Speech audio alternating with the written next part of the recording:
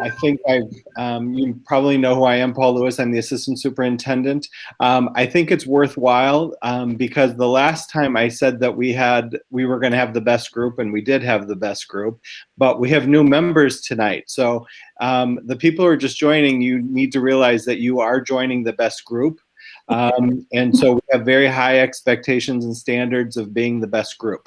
So that's just the way things are here in our group. But I think it's appropriate to do some introductions because I think there were people who were not here last time. And I think it's good. I'm just going to go on the way that you are all organized on my screen. And so I'm in the top. And so Tina, you're next. So could you do a fast introduction?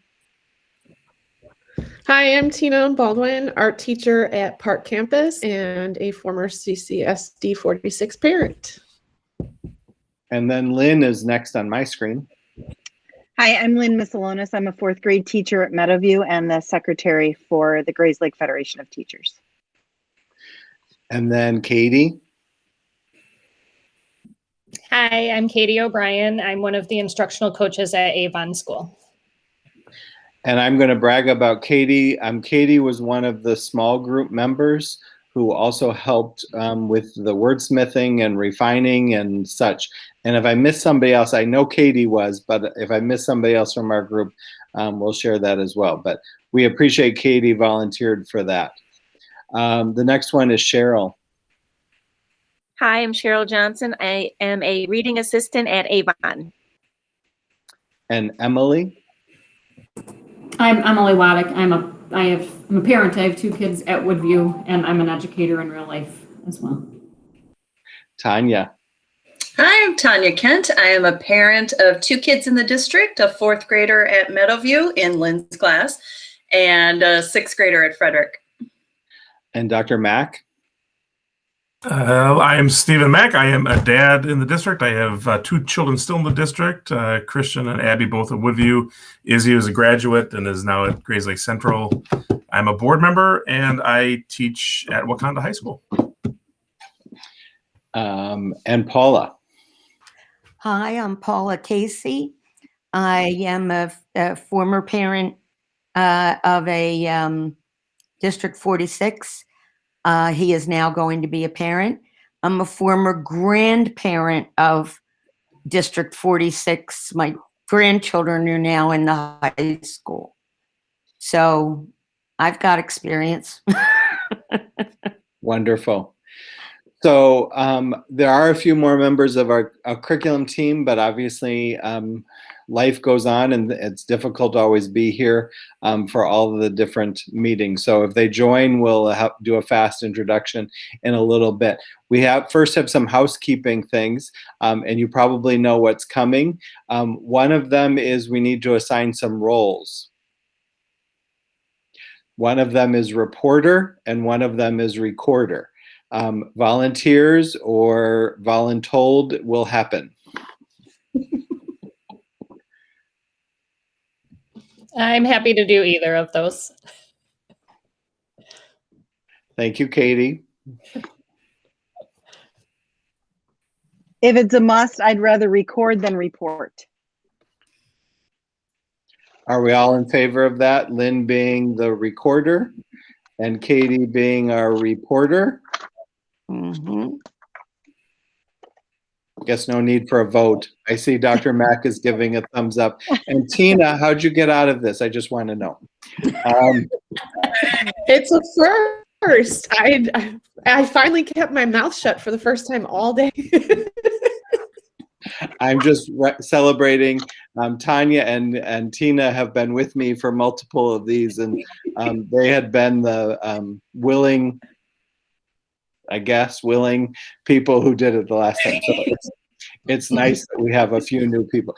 I hope it's okay that I'm being light. It's just, it's been a long day for everybody and just a little bit more fun to be a little bit light about everything. So in that document that you got here with the link. Hopefully you noticed there was a few other documents that were linked in. So the first, my thought was for our time together is that we would look at the SWOT analysis one more time: strengths, weaknesses, opportunities, and threats. And my group last time, I told you you were an amazing group and we had lots of things to that we talked about. We didn't quite finish the SWOT. And so we need to maybe spend a little bit of time, and with some new members, maybe we can rely on them to give us a little bit of boost here with the SWOT. So I thought we'd start with the SWOT. And then I thought we would probably take a fast break, because I really don't know what they have planned after we come back for 7:45. So we probably should do a fast break in there someplace. And then we would go and look at the thought exchange. So you're welcome to open those whenever you want. He used ours, the curriculum one, as an example. You will see some commonalities. And so our goal with the thought exchange is to see what big ideas rise to the top from that thought exchange. It was not a huge response. I think we had 30 some people responding. So we need your voices too if you didn't get a chance to respond or to look at those. And then there's a third document called the goal setting exercise. And so that's where we would want to start identifying if there was some things bubbling up to the top. They called them top priorities or the big ideas of things that we think. And my guess, just because I knew what was coming, I have looked over them, but I don't want to be the driver of, telling you what I saw first. But I do think that there was an opportunity for us to morph some of them into bigger topics or to put them together somehow. So I hope that makes sense to everybody. So my hope was that we would go right to the SWOT analysis. And so it's the third row down, third line down under curriculum and achievement column. And so if you can open up the SWOT analysis, and this was exactly what we had done the last time. Anybody need present it? Pardon? Would you like to present the SWOT analysis? That would be Okay. really helpful, Katie. Is that good for everybody? I can't, I don't know where it is to bring it up. Okay, Paula, so on that list that you had where you found the link to come to this meeting. Oh, so here it is. A bunch of columns. Paula, so you're able to look on the screen if you want, or if you want to open it yourself. In that document that had the column that had your name with it. I can't find the link, but somebody just brought up the SWOT and goal exercise mission. Right, absolutely. Paula, I'm going to put the link to it in the chat again. Okay. So in case you want to have it for later. Thank you. Okay, I just put it back into the chat feature. Do you know how to get there, Paula? All right, there we go. Okay, thank you. Thank you. Perfect. So we're remembering that of all the things that we talked about for curriculum instruction and achievement, we started working on this document, SWOT analysis. So we identified, we had a lot of strengths that we wanted to talk about. And we had a number of weaknesses. We had some opportunities, and then we didn't get to threats. So I want us to just take a couple minutes for you, a minute, 90 seconds maybe, for you to read over what all of these say in all of these boxes. So either looking on the screen that Katie so kindly presented to us, or the real document itself, just to spend time reading and refreshing, and then thinking about what else we could be adding into our strengths, weaknesses, opportunities, and threats. And I promise I'm done talking. 90 seconds.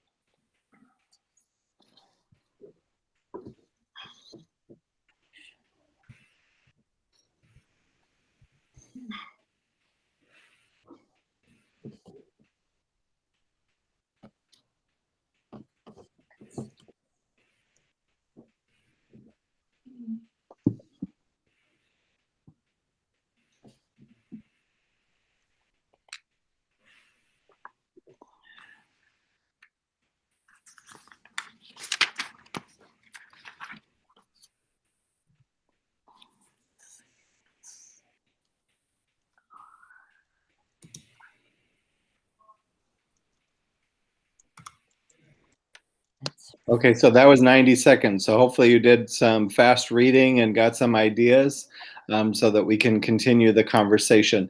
So if you were only looking at the screen, I want you to make sure that we know that the opportunities section goes to the next page as well. So if you were opening it in your own document, the opportunities is longer. Okay, I'm ready to be quiet and or a little bit quiet. And what are some of the things that we'd like to add into this? I've seen somebody already adding a few topics, so start there.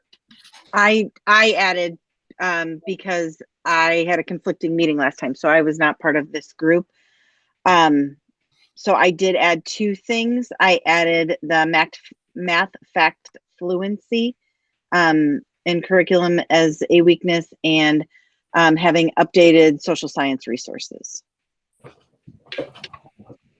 which I understand we put together pre-COVID, but we were in the process of building.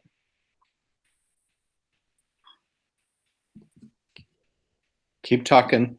Somebody else, or Lynn, keep talking, somebody. Under threats, putting in funding. It's good to have big ideas, but if you don't have the funds to carry it out,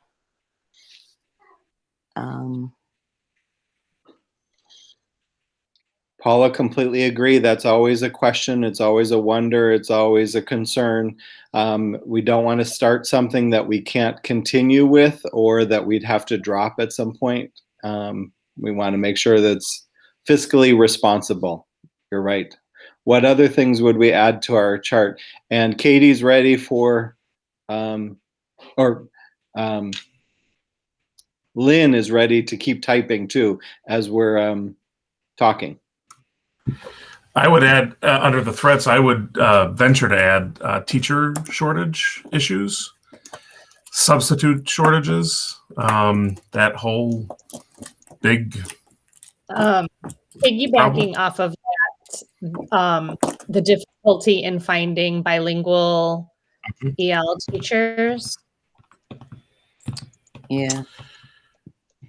And something I just became aware of just recently with some of the work I'm doing at Wakanda High School, we're trying to create a dual credit course. And just in the conversations that I had with the college, and this is kind of a broader thing, but we could put this in, parentheses, but in addition to there a teacher shortage, but it's a function of that kind of that, college teachers can't teach in the secondary education if they don't have a certificate, and vice versa, right? Secondary teachers, there's no reciprocity between the two parts of education. So, I'm in that situation right now because most of my career I taught university, and now I have to actually go back and do more stuff, even though I've been teaching for 20 years. It's the same thing at the elementary. And vice versa, right? Exactly. So I was talking to CLC people. There are people who can only teach up to second grade, but there are others that can, Yep, and it just contributes to that whole idea that we're not. What are we doing? Why are we focusing on that? We should be focusing on teaching. And Dr. Mack, Stephen. Stephen, please. You're a good example. Your doctorate is in French literature, I believe, or French. Well, the master's is in French, and then the doctorate is in education. But I actually have to go back and do another master's. And be I have able to to student continue. teach. I have to student teach. Are So- you kidding? No, I'm not. So that's all right. So we're thankful for the alternative teaching model to get Stephen to start working, but to maintain his teaching, he has a lot to do. So, Yep. those are challenges. I was thinking about a threat too that's been kind of it's been in the news a little bit, or in some of the professional stuff I've been talking about. In my presentation, I talked about culturally responsive materials and having materials that reflect our students' lives. There actually has been some negative feedback about that in our country, about people thinking that that's not appropriate, and that we are harming students who might have different opinions or versions or visions about all those kind of things. And so, for example, we have I'm giving a fast example. We have a requirement that we have materials about LGBTQ, history and involvement. And some people in our country do not think that's appropriate for us to be teaching in school, or addressing those topics. And so I think that is a threat, that we're going to make some people happy, but make some other people very upset or concerned. So I think that fits as a great example and a threat. Yeah, I agree. I could go deeper into other examples, but I don't think it's appropriate right now. Yeah, that's going to cause a big commotion. Wow. I would say a threat is sustainability. With any program, it takes a lot of to sustain a good anything takes a lot of time to implement correctly. I mean, typically 5 years is how we see change. So being able to sustain that with staffing and funding and everything else it takes to implement new things. And not having a long view, that it's not going to change miraculously in a month. Correct. That we're going to have to see a long view. And that's hard for many of us because we do want it right now or tomorrow or next week. Mm-hmm. Yeah. I would add to that training staff. And when you have staff turnover, training new staff, that's all part of that sustainability. Do you see training as a weakness or as a threat? As a threat.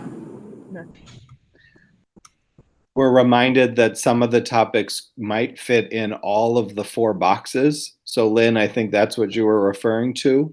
Yeah, because I think that's definitely a weakness as well. And, as you were talking about the implementation of things, I realize in this day and age, we were kind of all adapting to the things that we're learning, but I think it speaks to a bigger picture also about having appropriate training for new programs, whatever they may be rolling out.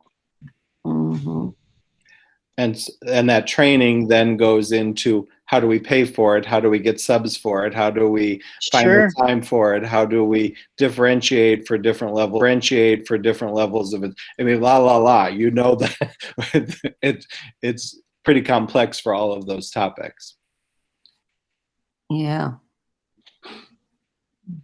Any other things in our SWOT here? Any other topics we think we should be adding? Is there a Paul? Is there any training on handling bullying in the schools, or So doesn't that come in this area? Right. So that is a requirement by the state of Illinois. We have to have a plan. We have to review it. We have we have videos that we do. Our social workers are available. Is there more that we can do? Yes. But we do have a minimum expectation for everybody about bullying. And it also is helping people understand even what bullying is and what bullying is not. And so understanding definitions and stuff. The whole goal is for everyone to treat each other better and in a good way. Right. Okay. Other things that you feel like should be included in our SWOT here.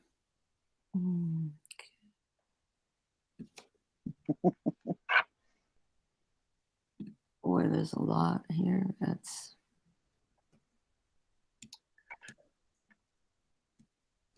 I think I'm going to just keep talking then. I think one of our opportunities, and we already had it at the very top as a strength, but I think an opportunity for our district in this area is all about dual language, or about the opportunity of bringing back foreign language into our school system.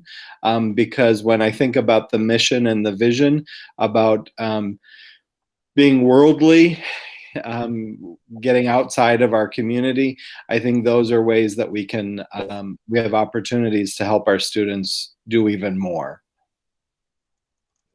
That's going to become, I think, more of a requirement in the very near future than like a luxury, so to speak. In order for kids to. Stephen, you probably know this better as being a high school foreign language, world language teacher. The state is just on the precipice of making a change of high school graduation requirements. Right. Yep. They're requiring 2 years, 2 full years of a world language. Yep. So I mean, it's go ahead. Sorry, go ahead. No, I was just going to say, I was, with that as part of the process, it impacts so many other ways in which, a student can interact with their world, even just within their own communities, if you look at it that way, and just offering multiple ways. And even there's even conversations about, what, do you constitute, the world languages as some of the traditional languages that you typically would learn in school, or do we even increase our inclusivity and consider, sign language a world language, and start bringing that into the schools, because there's whole communities that, we can't or have, don't have the training to communicate with because we don't have that. So. Interestingly, world language was just moved by the state of Illinois from the curriculum department at ISB to the EL bilingual department at the state level. So that's a recent change as well. So they're putting a little bit of a priority by making it in the EL bilingual world. So that's a nice thing. With ASL, my daughter is an ASL interpreter. It's not just the language. The deaf community has an entirely different culture that maybe people should be taught and to be aware of in conjunction with teaching the sign language. Right. And Stephen, you probably do that in your French class already. It's not just learning the words of French, but it's also learning about the culture and the history and the experiences and the differences and all those kind of things. Yeah, so, very much so. Yeah. Paula, that would fit directly into the same thing. If that becomes the available language, then it's all of those other things too, and not just how to communicate. So, right. What other things on our SWOT here? I don't know if it would be a weakness or it might be up in the weaknesses already, but length of school day, or like this is a lot to try to fit in. I think the school day is pretty short already, my own personal, but even to extend and then try to work in all of these things is a lot. So scheduling, at my level, we talk about it as scheduling. How do you do that and allow for equal opportunities to all core subjects and dual language and social, so being creative, I guess, with wraparound services and how you schedule a kid's day. Right. Emily, I fully agree that that's part of it. I did see that it was up there already on the weaknesses of short school day. But it's good to reemphasize that and that whole connection to how do you fit it all in. Every year it seems like we get a new mandate or a new requirement, and nothing is coming off.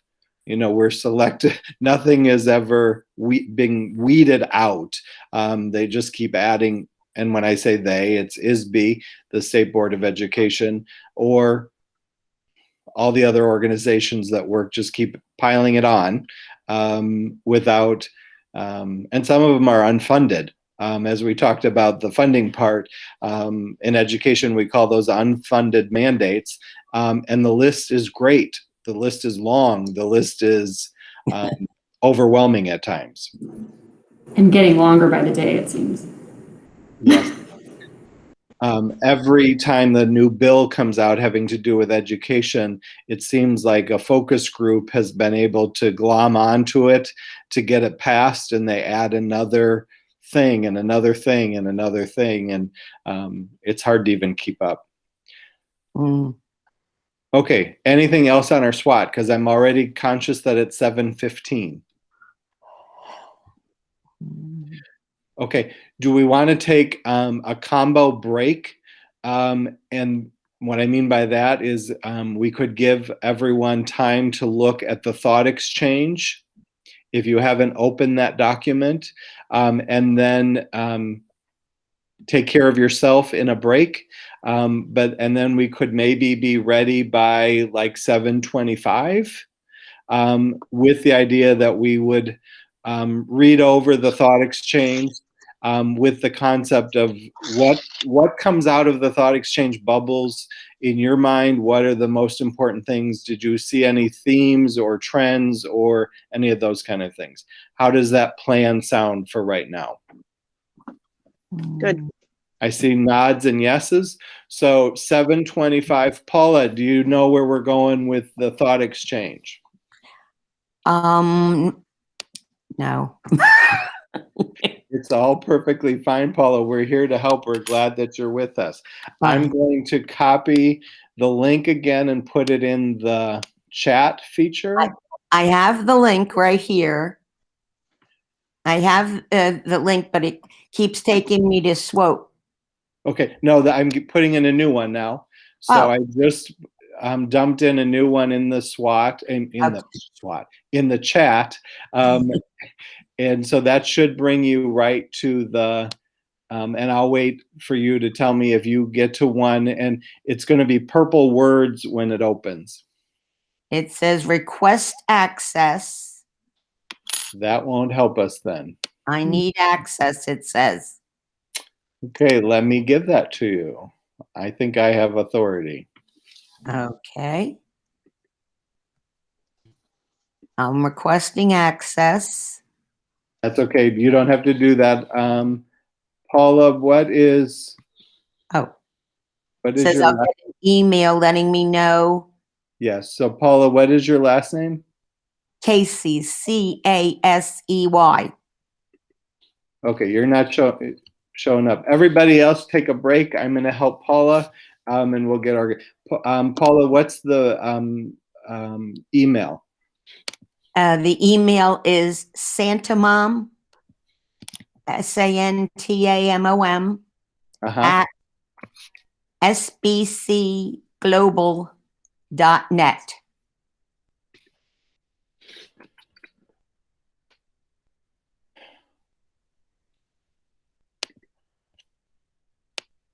Okay, I'm very hopeful that you, Paula, are getting an email, or if you try the link again, you should be able to get back in.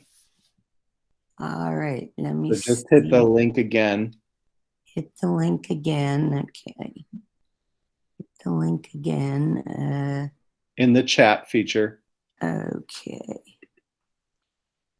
Okay. request access. And here's my, going to my email.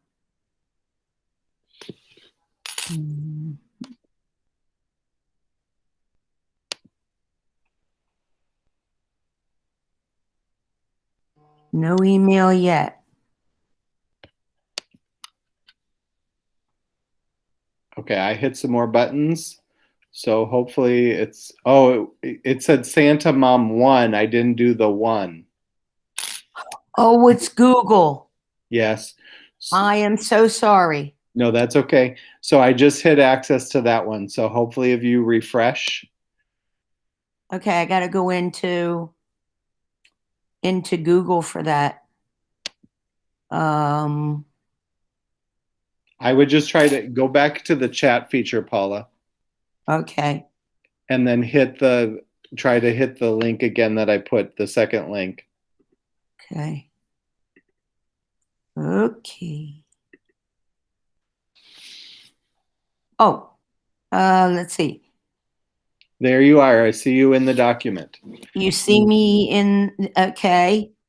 In my opinion, what goals are Yes. important? Yes. So if you scroll down to the next page. There we go. You'll see all of the info. They're not in a nice format. I don't know why. Let me see if I can do something about that. No. A little bit hard to read, but I think you'll figure it out. All right. All right. Thank you, Paul. Of course. I'll get the hang of it by the next meeting, which is the last. All good. Okay, so but take a break, Paula, and then begin looking at this document as you need to. Okay, will do. Thank you.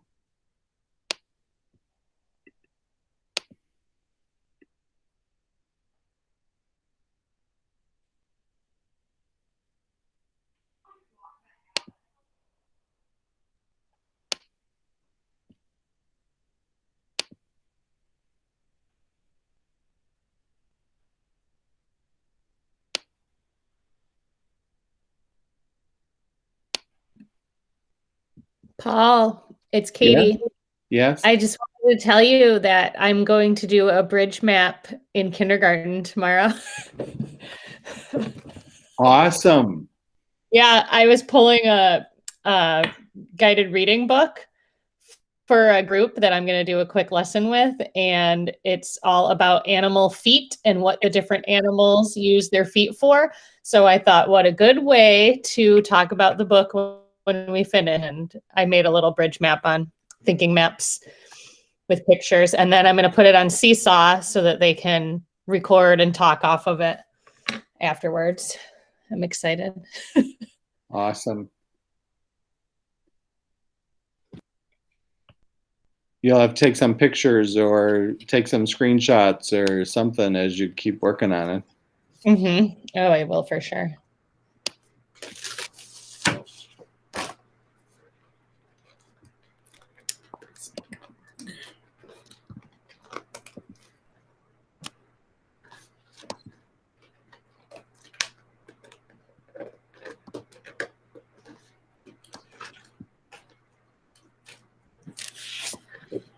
Bummer.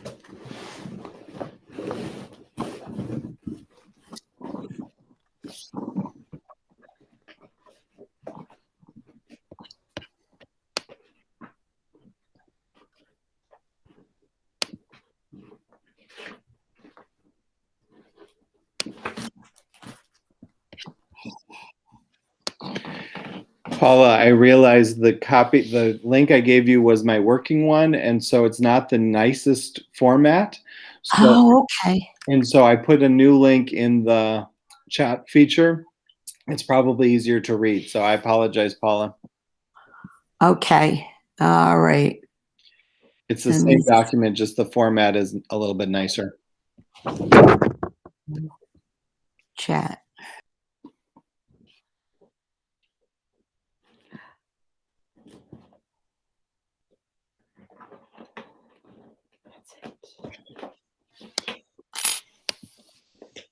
And now I'm putting it back in the chat in case it's not there. So the last message from me, Paula. And you're on mute, so I can't hear if you're talking to me. It just popped up. Okay, my clock says on the computer that it's 7:25. I'm hoping and assuming that you were able to see these different bubbles, as they call it. These were the thought bubbles. And for me, it took me a second to realize that the way they print these is they print them across. So the top two are left and right, and then the next numbers are left and right. So you're not reading down, you're reading across. What were your first reactions, thoughts, wonderings? On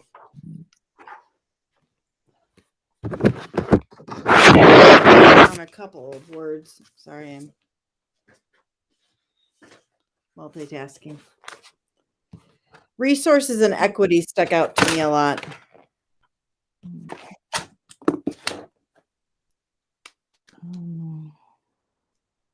Keep going. Who else? What else? Language. Yeah. Yeah, the foreign language, definitely. And more Yes. time. Yep. Yeah. Those would be the top Time. three that got, yep, commonalities. Teachers, students.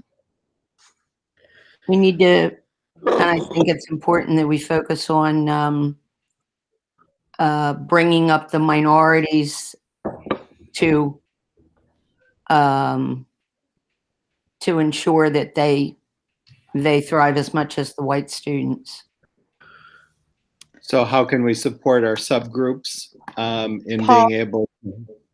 I'm sorry, where am I recording? Or we just taught? Okay. Sorry, I wanted to make sure I I'm wasn't. writing down some notes, but yeah, Oh, me too. this is just, it's all good then, Lynn. Okay. Sorry.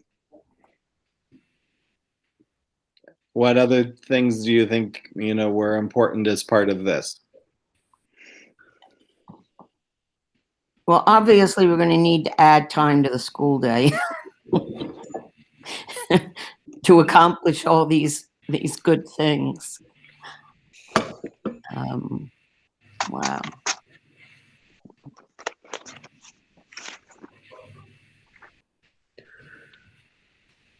Of course, I'm offended that somebody else mentioned the makerspace concept, but I know Paul and you and I will be talking about that soon. We'll get there.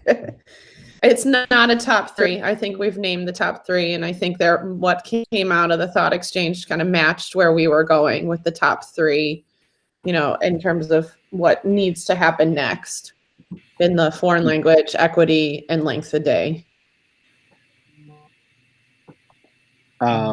So just Tina to share about that. You didn't see resources and materials as you said length of day? I think resources and materials go into that equity I think that's a subcategory of equity happening. Okay. Is what I'm thinking it. Yeah, sorry. I put those two together. Equity needs to come from resources. Absolutely. No, thank you for explaining that, because I looked at it as two different things. So thank you for saying that. Well, if you just look at the #1 rated one, incorporate more books and resources in our curriculum that highlight diversity and shows perspectives of different groups, that does clearly fall, Tina, I think that's where you were getting your idea. That clearly falls under the umbrella of equity. because equity has all of those branches about making sure that we're looking for materials that represent our students and that everyone has access to the same resources. All of those things, we can spin it the other way too. It could be materials and resources will get to equity. And so it's just how we want to balance it. So I think that makes sense. But Tina was talking about makerspace, and makerspace, just because I was privy and I've been working on this for a little bit, I did happen to read the technology ones. And so in the technology group, there were multiple comments about what could we possibly do with our current lab and what does that space morph into. So Tina, the makerspace might actually get hit by another group because it's one of those things about technology that is a good way to integrate and make it real life and real world and all those kind of things too. So, May I ask a question? What is makerspace? So I'm going to let Tina answer that because I didn't know until this past week that Tina has a passion beyond an art teacher, but also has her own organization that is working about makerspace. So makerspaces can meet a wide variety of needs, but the most common aspects of a makerspace you will see are shared resources and knowledge base for equipment in regards to technology. And I say most makerspaces involve wood, metals, textiles, and technology-driven hands-on creating experiences. So as the art teacher, I naturally do it, and then you include technology, engineering, and math. So it's STEM and art, it's STEAM, but makerspaces kind of define the physical aspect of what those look like. So making stuff to solve problems, making stuff to make life better, making stuff to be creative, making stuff, all kinds of cool things. That really is a great idea. Yeah. So it also helps hit some of the, I'll just say the term industrial arts kind of things too. It can actually help kids learn how to cut, how to saw, how to drill, how to do stuff and not just look at a computer screen. And it adds, it's become like a necessary component to successful project-based learning where actualization can happen. So my granddaughter is doing that in high school, and she would have benefited. She's now she works on the props on the plays, and she would have loved to have this earlier on. It hits a different part of our kids' brains. Yes. And so we that's also equity because we're finding ways to hit or to encourage other thinkers, other types of thinkers in our world too. So, okay, I'm conscious again about time, 7:33. Anything else about the thought exchange that you think are important?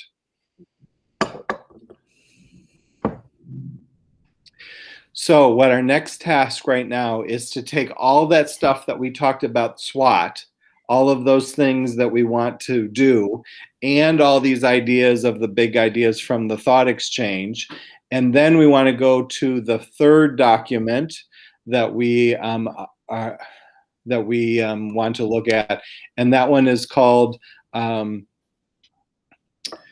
goal setting exercises for curriculum instruction and achievement.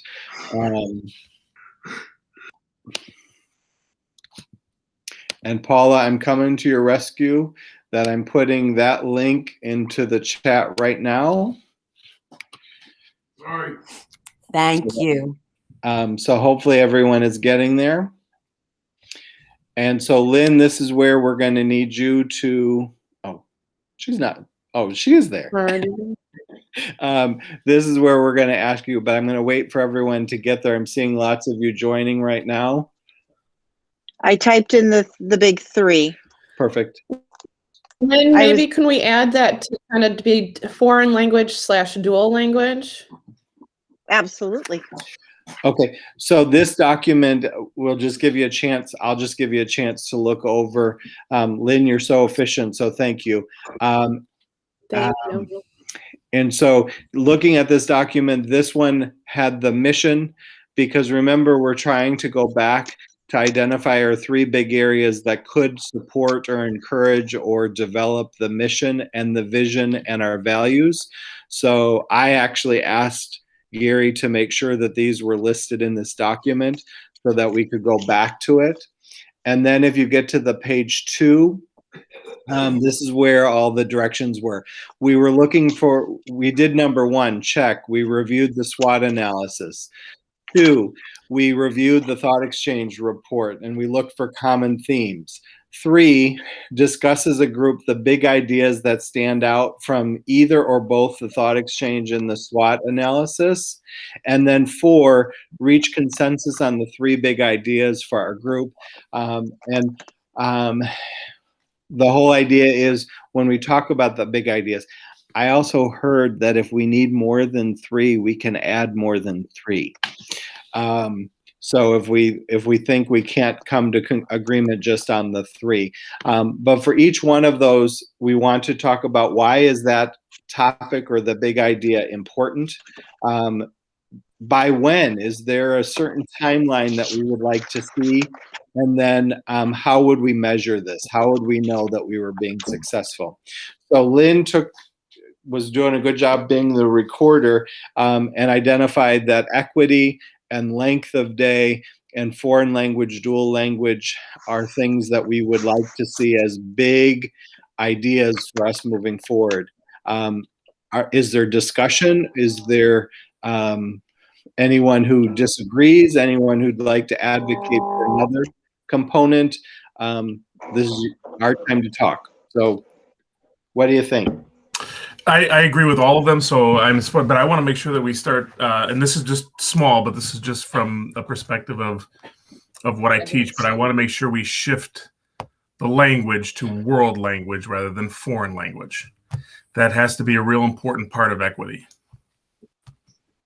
So just like a while ago, we have moved away from social studies to social science, that we want to make sure we're using the most updated word. So world language is actually the preferred. You're and right. It's been around forever anyways, but it's, yeah, there's always that movement back to foreign language. Okay. Foreign just has a negative connotation, interestingly. Right. Yeah. Yeah. Never thought of that. Do we want to expand or clarify on equity, just kind of like the way we had our conversation earlier, that we're talking about resources and materials? Yes. Right. I thought that would go in the next column about why it was important, or do you want it as an explanation as the big idea? I think the words under the big idea are going to go on. So maybe if, we don't see the rest of the column, it could be equity of resources and materials, or equity of, I don't know how else we want to say that. Do we want to change I think equity of resources and materials is perfect. Pardon? I didn't hear whoever was talking. Sorry. Oh, I just said I thought equity of resources and materials is perfect because it covers both the fact that we need diverse materials and we need them throughout the district. I like it. So I thought it covered by saying that it's a dual purpose. It serves both ways.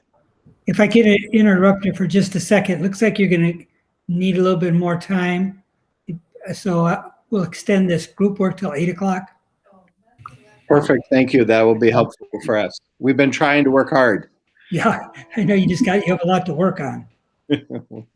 Perfect. Thank you, Rich.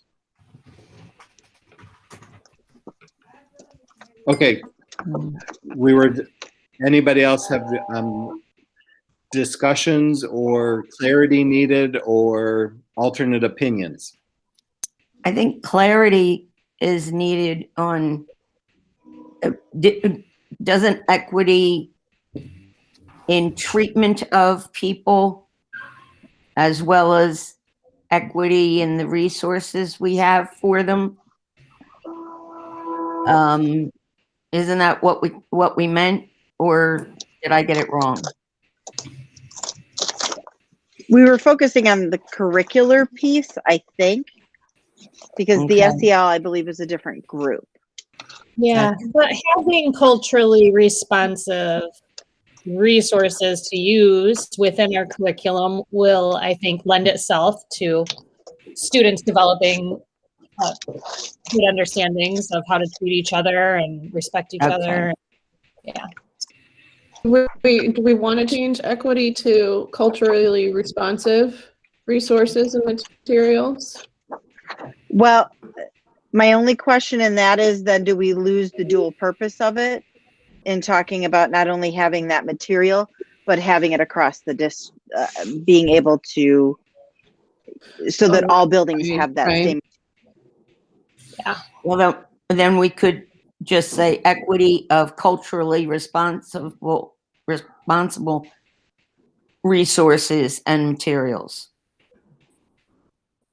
That would make sense. Sure. And Paula, I completely hear what you're saying, because part of instruction is also about dealing with the SEL component of equity work, about how we treat each other, how we talk about each other, what words that we use, all those kind of things. So it is, I hear you, Paula, saying that I agree that it's both, that it's the materials and it's the way that we create the environment and the instruction and all those things too. So I do hear all of that. Yeah. Yeah, I just wanted to make sure. Because it's not only having the books, it's how we act toward each other each day. Right. The children learn from that.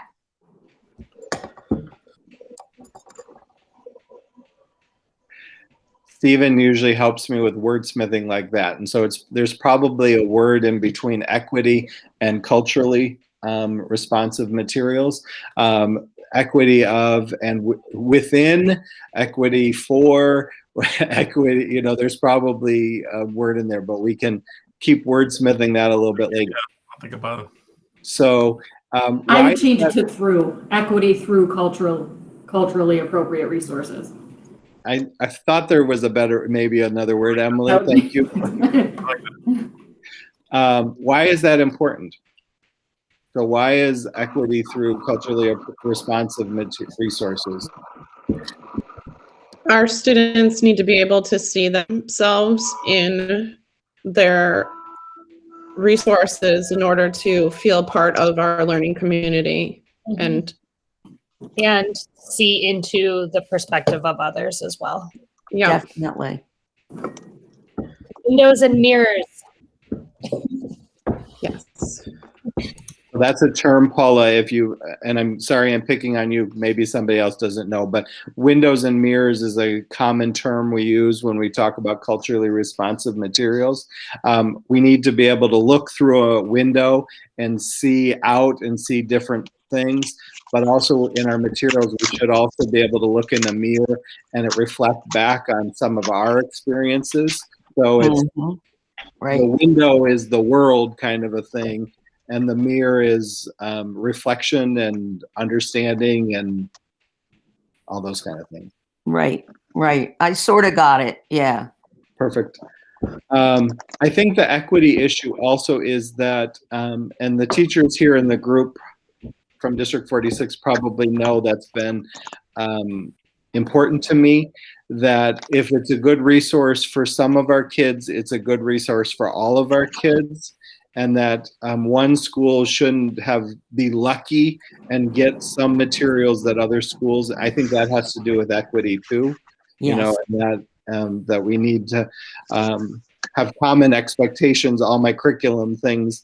Lynn, I saw you nodding. Tina, Kate, I saw you all nodding. You know that that's been something that's been very, very important in our curriculum work, building consistency and commonalities. But then when some groups need something different, to have that opportunity as well. So. Right. Did I sum that up?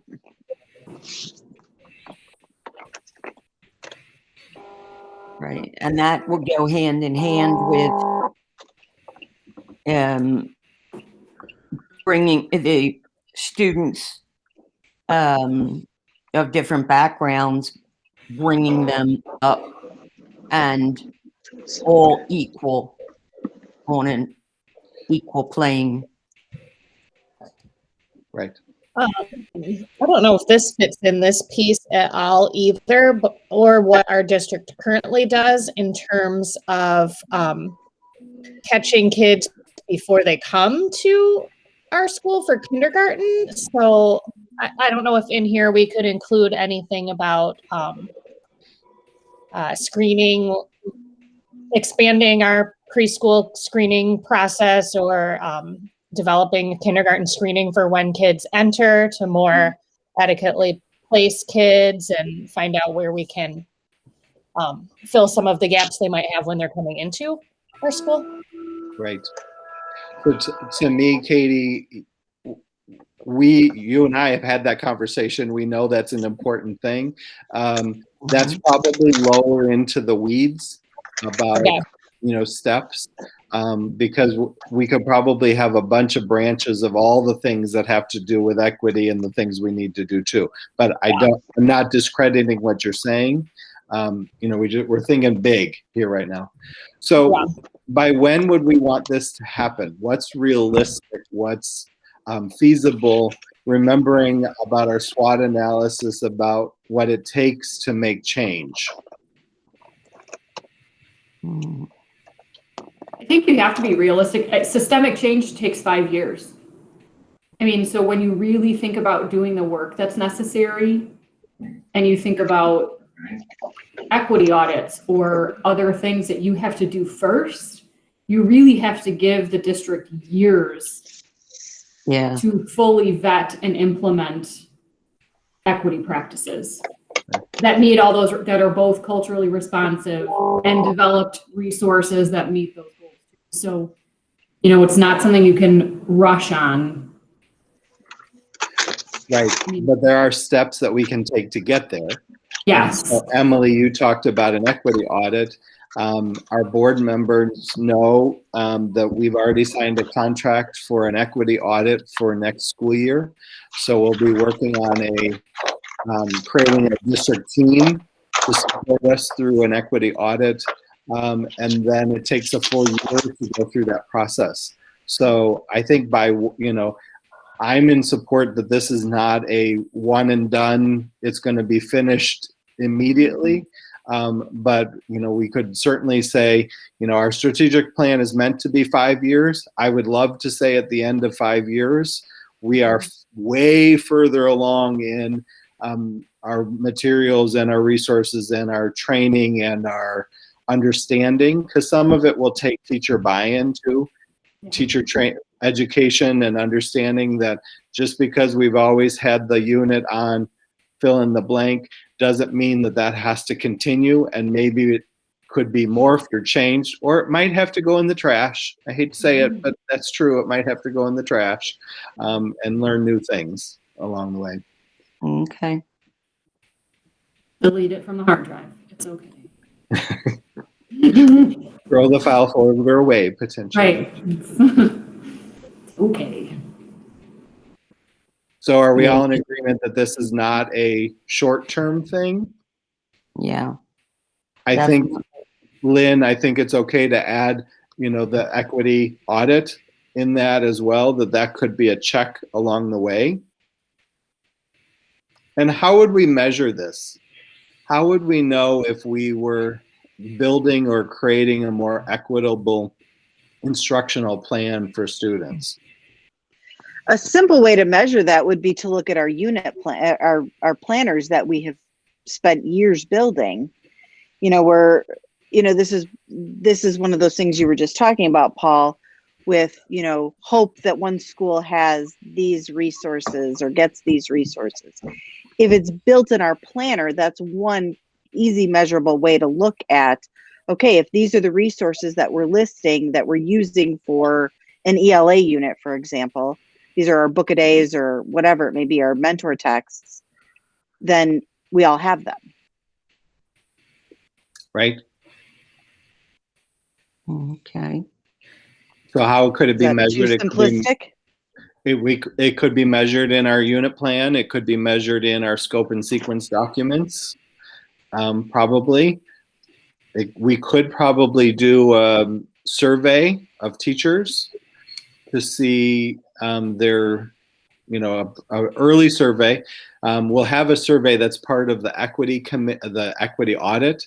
We could do that again in a few years to see if the data has shifted in the district about our beliefs and understanding and such. So we could do a survey related to the equity audit.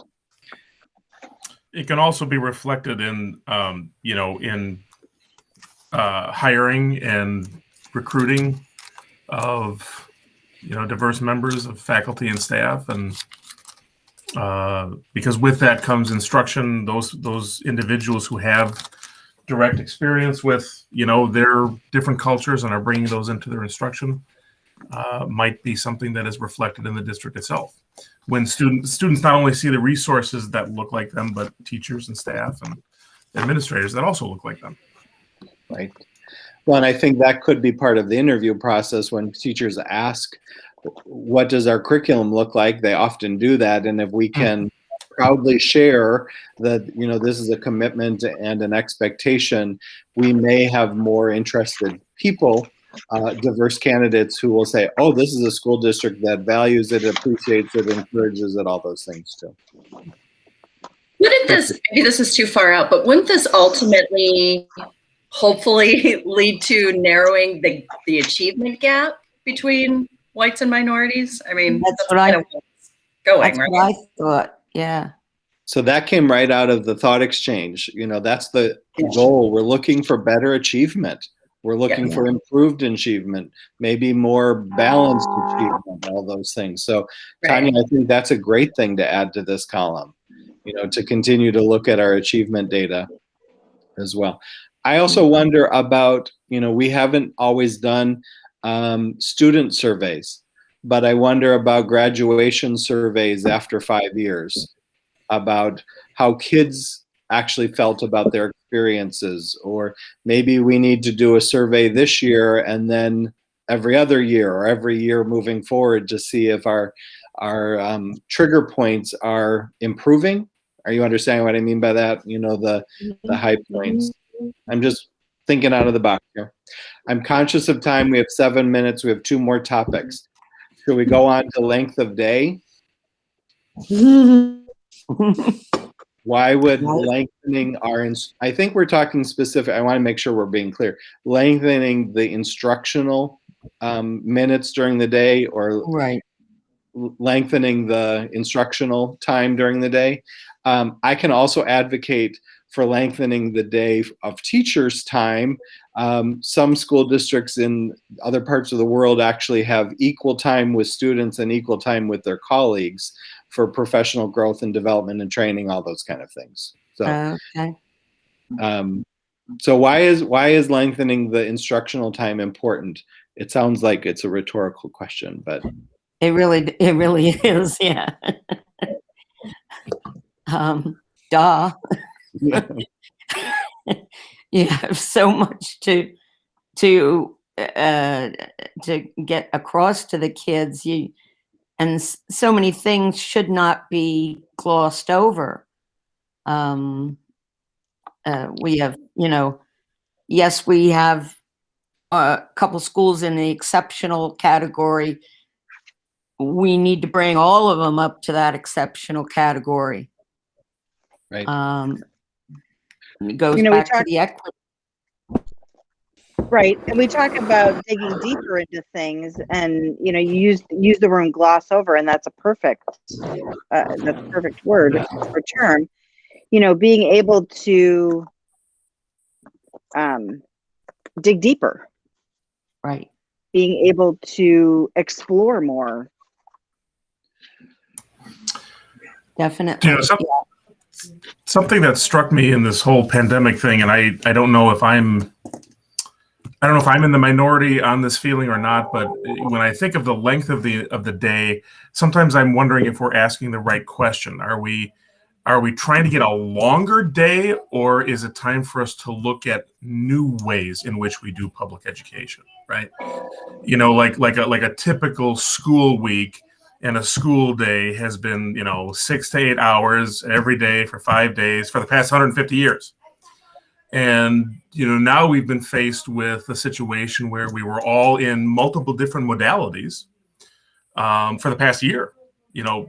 First we were all home, then all remote, then hybrid, then a blend. Now we're all going back. And is it automatically that we need a longer day, or do we need a different way to look at how we do our days? Anyway, right?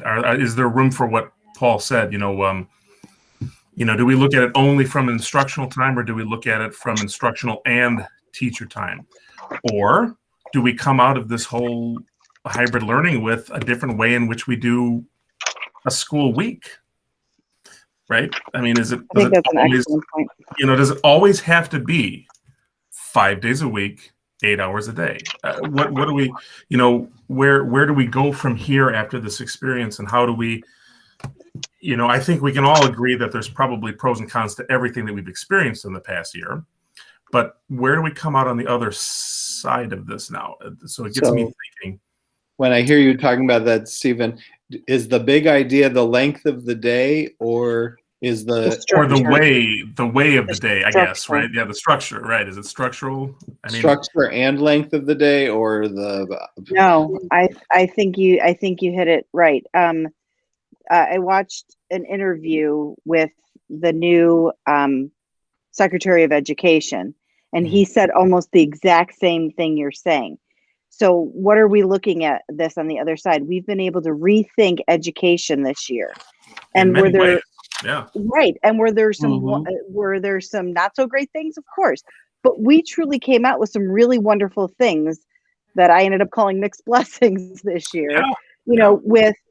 With how I can do things moving forward, no matter what kind of environment I'm teaching in.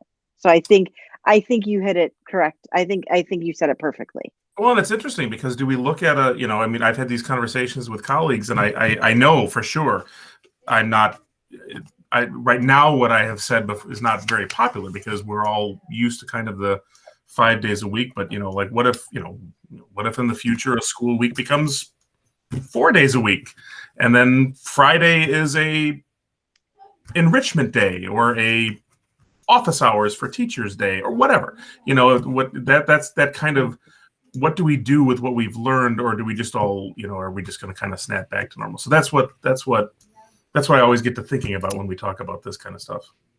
I hope we don't. I think I read about a study that said the teenagers learn better a little later in the day, and the little ones are up and going, but we have our school days where the teenagers start real early and the little ones start later. And, why didn't we should have capitalized on that, that study that came out and said, let's rethink this, and teach the kids when they're learning, their brain is at its best.